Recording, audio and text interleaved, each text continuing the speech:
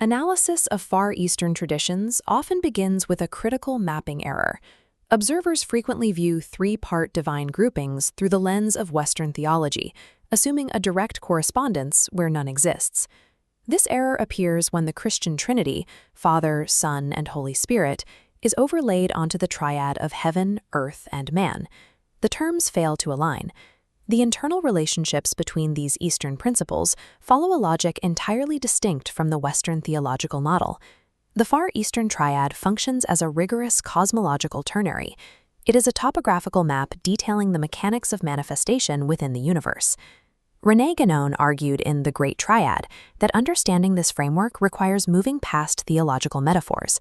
The study instead demands an examination of the literal geometry of traditional metaphysics.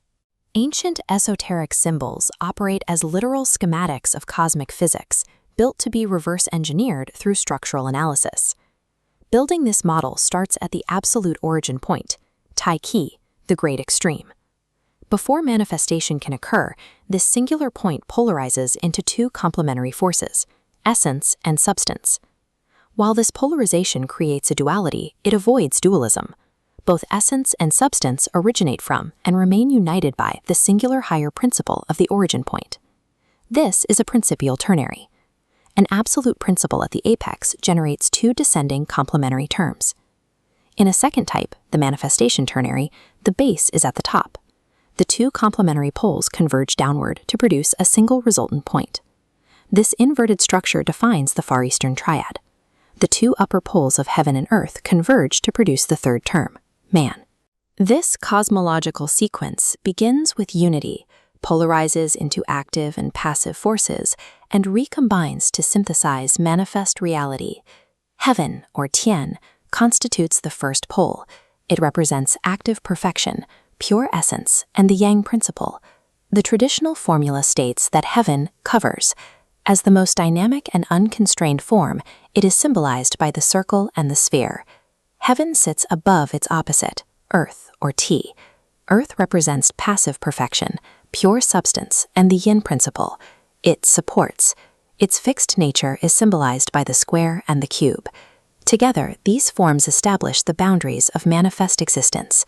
The physical geometry of traditional artifacts, such as this Chinese coin, replicates this metaphysical relationship. The coin acts as a topographical map. The outer circular edge represents heaven, while the square void in the center represents earth. The solid bronze between them is the cosmos. In this system, everything situated between the circle and the square constitutes the 10,000 things of manifestation. This raises a structural question. What is the specific placement of man within this architecture? This diagram places man on the vertical axis, between heaven and earth, acting as cosmic mediator. Two opposing currents flow here, an expansive, unbinding force descending from heaven, and a condensing, binding force ascending from earth. They collide at the center. Man spans the vertical axis as an active structural linchpin, maintaining equilibrium between these expansive and contracting cosmic forces. These forces of yin and yang are dynamic currents. Their continuous interaction generates the cyclical motion observed throughout the universe. The interaction of these vertical currents creates the double spiral, mapping the rhythms of evolution and involution. This topological physics appeared elsewhere. The Hermetic caduceus uses the identical model, with two serpents wrapping around a central staff. It appears again in the Taoist Taiji Tu, where the two intertwined halves of the yin-yang symbol rotate around a shared center. The Tibetan Vajra likewise replicates this bidirectional flow.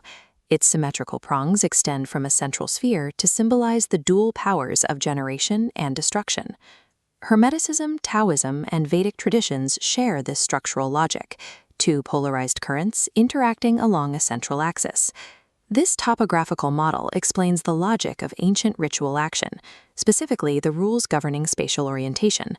Primordial humanity used a polar orientation.